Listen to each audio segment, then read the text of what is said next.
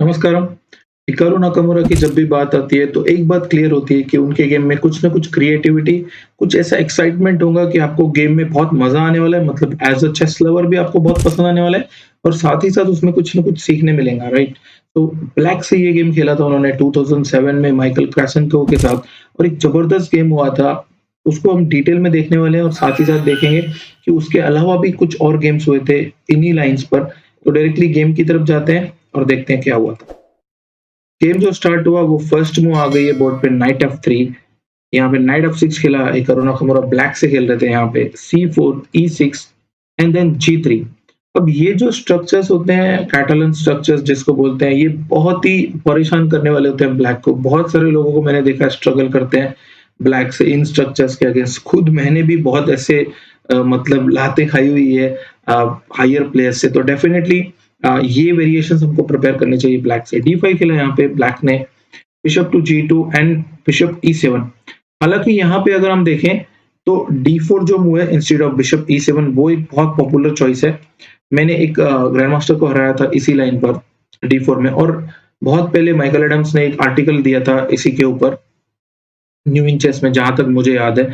सो वो भी एक अल्टरनेटिव है, लेकिन बिशप E7 मेन लाइन है। शॉर्ट कैसल किया एंड देन B3।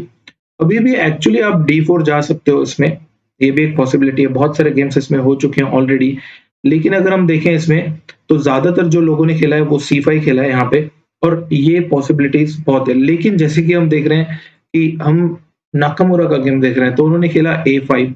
अब ये अगर देखें तो ये बहुत सारे गेम्स हो चुके हैं इसमें, लेकिन थोड़ा-सा क्रिएटिव वे है बिकॉज़ ब्लैक क्या कर रहा है कि A4 के लिए जाने की कोशिश कर रहा है। तो उसको रोकने के लिए व्हाइट ने खेला नाइट C3 और नाकामुरा ने यहाँ पे खेल दिया C6।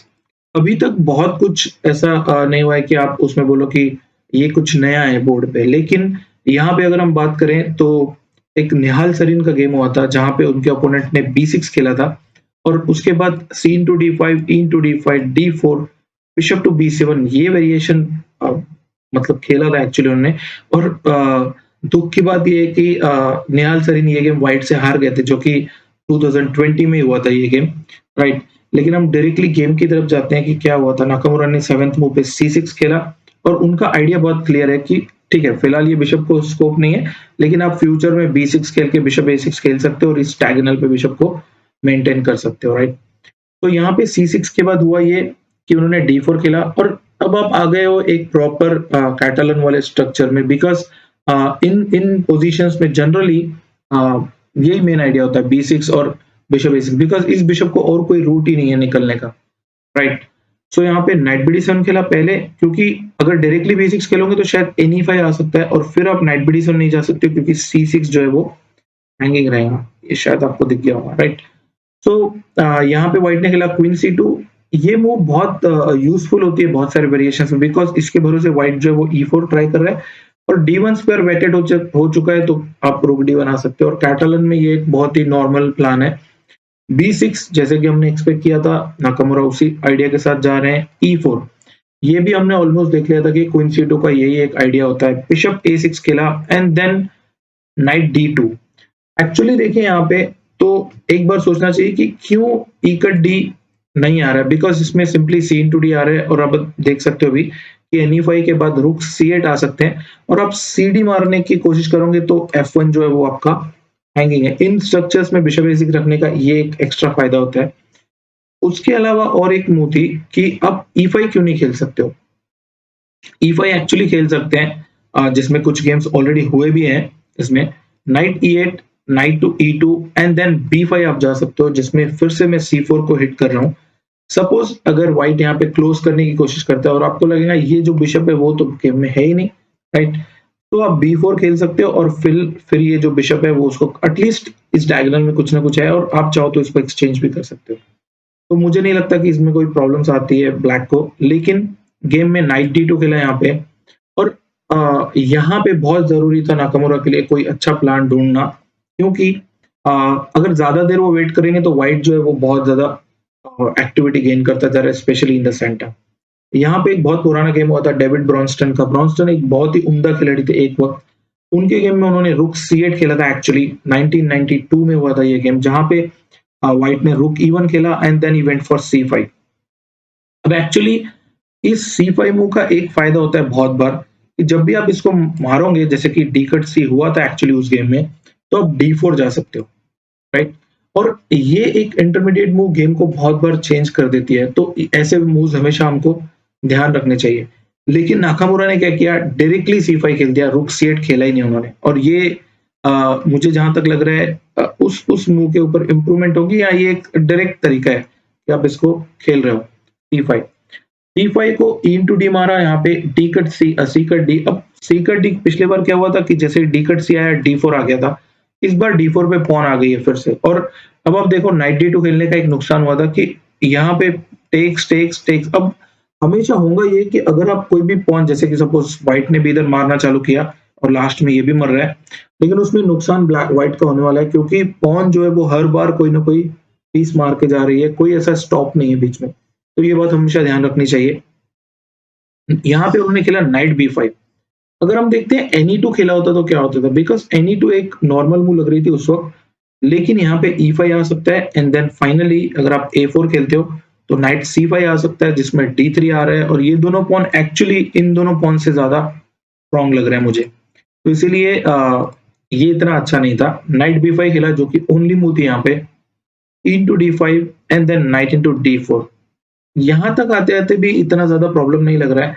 लेकिन हाँ, अब एक बात क्लियर है कि C इंटू डी के बाद उनको सोचना पड़ेगा कि क्या करना है।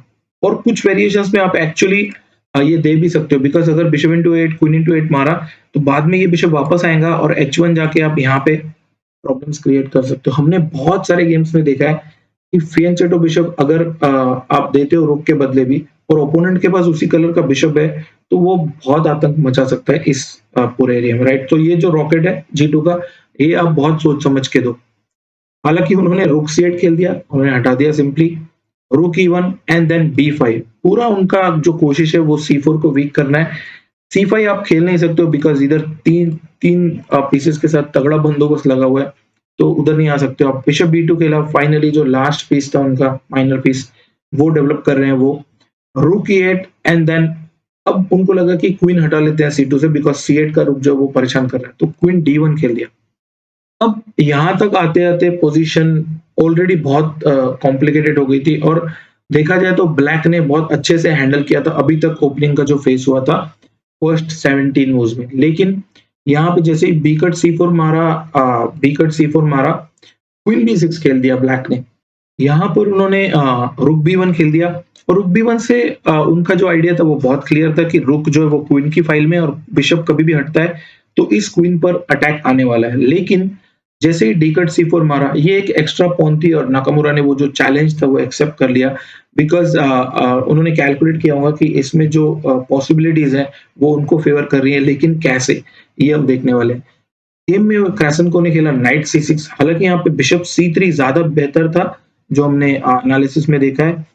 Queen C5 and then maybe बी क्वीन C2 आप आ सकते हो, जिसमें G6 और ब्लैक शायद स्लाइटली बेटर फिर भी रहता, क्योंकि उनके पास एक एक्स्ट्रा पॉन है और नाकामुरा शायद ये कन्वर्ट भी कर लेते। लेकिन हुआ ये कि 20 नंबर मूव पे नाइट C6 खेला, और यहाँ पे उन्होंने ये सोचा कि अगर ब्लैक रुक इंटू C6 मारता है तो बिशप इंटू F6 मार सकते हैं। यहाँ पे इस गेम का सबसे इम्पोर्टेंट मोमेंट था। और अगर हम देखें तो जो मैं बात कर रहा था ना कि नाकामुरा क्रिएटिव प्लेयर है, नाकामुरा अग्रेसिव खेलते हैं, यहाँ हमेशा उनके गेम में कुछ एक्साइटमेंट होता है कि आपको लगे कि क्या हो रहा है, थोड़ा सा रुक जाओ, चेक करो क्या हो रहा है, बिकॉज यहाँ पे कुछ तो घातक होने वाला है व्हाइट के लिए। तो उन्होंने खेला यहाँ पे क्वीन इंटू F2, सीधा डायरेक्ट। अब क्वीन इंटू F2 मारने का एक पॉन मारा है उन्होंने, क्वीन से एक पॉन सिर्फ। लेकिन हुआ ये, किंग इंटू F2 आपको मारना ही पड़ेगा, अदरवाइज वो वेरिएशन ज्यादा उसमें मतलब सोच नहीं सकते हो, क्योंकि बहुत कुछ मर रहा था पहले ही। रुक एक मार चुके हैं वो इधर नाइट, और दूसरा F6 भी मार रहा था, तो कोई पॉइंट नहीं उसको डिस्कस करने का। लेकिन जैसे ही उन्होंने किंग इंटू F2 मारा, बिशप C5 चेक दे दिया, किंग F3 फोर्स्ड हो गया। क्योंकि अगर आप किंग F1 जाते भी तो इसमें दिक्कत ये हो रही है कि C3 चेक आ रही है, रूक E2 फोर्स्ड। ऑफ कोर्स आप क्वीन E2 जैसे मूव्स आप ज्यादा एक्सपेक्ट मत करो, बिकॉज बिशप E2 आ रहा था वहां पे, तो उसमें कोई पॉइंट नहीं था। लेकिन C2 को रूक E2 को यहाँ पे C2 आ रहा है, और यहाँ पे क्वीन को प्रॉब्लम है। क्वीन इंटू C2 अगर आप मारते भी हो तो बिशप इंटू E2 चेक आ रही है, king E1 and then BD3 के बाद ये डिस्कवर्ड चेक आ रहा है जिसमें आई थिंक क्वीन मर रही है और F6 भी मर रहा है और मुझे नहीं लगता ये पोजीशन कहीं से बचने वाली है, लॉस्ट ही है, राइट? तो उनको खेलना पड़ा किंग F3, लेकिन उसके बावजूद ये पोजीशन इतनी आसान नहीं थी। मतलब अभी पता है कि विनिंग पोजीशन है, लेकिन बहुत बार होता है ना, आपको कैलकुलेट करना पड़ता है प्रॉपर्ली। तो यहाँ पे उन्होंने खेला रूक F6, किंग G4। अब ये जो राजा है, ये भाई आ रहा है ऊपर-ऊपर, राइट? अब एक बात मानते हैं कि किंग जो है, वो इस पॉन चेन के जितना ऊपर आएगा, आप चाहो तो उतने पीस डाउन आप खेल सकते हो। मतलब हमेशा ऐसा नहीं होगा, लेकिन हाँ, यहाँ पे जो है किंग बहुत ज़्यादा डेंजर में लग रहा है। तो अब ब्लैक ने सोचा कि मुझे बिशप C8 खेलना है, लेकिन E8 जो है मेरा वो हैंगिंग है, राइट? तो उन्होंने दिया नाइट E5 चेक। तो प्रॉब्लम ये है, नाइट E5 चेक में किंग G5 खेला यहाँ पे, और किंग G5 को हुआ ये कि एक्चुअली अगर हम देखें यहाँ पे, तो रुक इनटू E5 भी आ सकता था, जिसमें बिशप C8 आ सकते हो आप, चेक रुक F5 अगर खेलते हो आप, तो सिंपली बिशप इनटू F5 आ रहा है, जिसमें फिर से चेक है। किंग F4 अगर आप खेलते हो, तो BD7 चेक आ रही है, वापस जाना पड़ेगा आपको G5 and then bishop E3 check आ रही है, किंग H4 और रूक H6 check and then finally अगर आप क्वीन H5 खेलते भी हो, तो यहाँ पे एक बहुत ही स्वीट और बहुत ही बढ़िया मेट हो रही है G5। ये बहुत ही कम ऐसे मेट्स देखने मिलते हैं। हालाँकि अगर हम देखें, तो जहाँ पे बिशप C8 खेला था, वहाँ पे अगर रूक F5 की जगह किंग H4 खेलते, तो रुक इनटू E5 आ रहा था। आई थिंक रूक H6 जो है वो अनस्टॉपेबल है, क्योंकि यहाँ पे फोर्स मेट ही हो रही है। और अगर आप ऐसे कुछ मूव खेलोगे, तो बिशप जो है वो घात लगाए बैठा है उधर। तो मुझे नहीं लगता यहाँ से कुछ भी बचने वाला था, ये पोजीशन लॉस्ट ही लग रही थी। लेकिन हुआ ये, NE5 के बाद उन्होंने किंग G5 खेला, तो किंग G5 को रूक G6 चेक दे दिया, फोर्स्ड किंग H5 जाना पड़ा। किंग H5 को यहाँ पे उन्होंने बहुत अच्छा मूव ढूँढा। उनको लगा कि क्यों ना इस स्क्वायर को बंद कर दिया जाए। अगर आप H6 से बंद करोगे तो ये चेक नहीं दे पाओगे, तो बेस्ट है कि F6 खेलते हैं। और अब नेक्स्ट मूव रूक H6 मेट हो रही है। व्हाइट ने यहाँ भी कोशिश किया, रुक इनटू E5 मारा, rook into E5, king H4 and then अब एटलीस्ट ये जो नाइट G4 को गार्ड करा था, अब चेक दोगे आप तो किंग इधर भाग रहा है, राइट? लेकिन यहाँ पे उन्होंने वो भी रास्ता बंद कर दिया और साथ ही साथ ये चेक भी रोक लिया उन्होंने। और नेक्स्ट मूव अब मुझे लगता है मेट ही होने वाली है, और जबरदस्त गेम खेला उन्होंने। 28 मूव में एक 2600 मतलब 2668 प्लेयर को हराना, और वो भी इस तरह से उसके राजा को पकड़ के सरेआम पूरे बाजार में मेट करना, बहुत बहुत ही बड़ी बात है। मुझे लगता है एक वेरिएशन हम और देख सकते थे कि जहां पे एक्चुअली ये मैंने चेक किया था कि इसमें भी दूसरे एक वेरिएशन में जो एनालिसिस में निकल के आया था, उसमें भी क्वीन सैक देके खेल सकता था ब्लैक। ये बहुत इंटरेस्टिंग है, ये आप देख लो।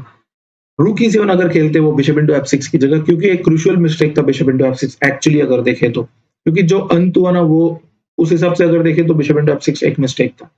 लेकिन अगर वो रुक इनटू E7 मारते तो रुक इनटू E7 मार सकते हो आप, बिशप A3 एंड देन ये मुझे लगता है एक इंटरेस्टिंग मूव था बहुत गेम का, अगर ये सोचा हो उन्होंने तो, कि C3 आ रहा है। बिकॉज़ अब अगर आप क्वीन मारते भी हो, तो C इनटू D2 आ रहा है, जिसमें बिशप इनटू E7 भी अगर आप मार देते हो, तो रुक C1 आ रहा है।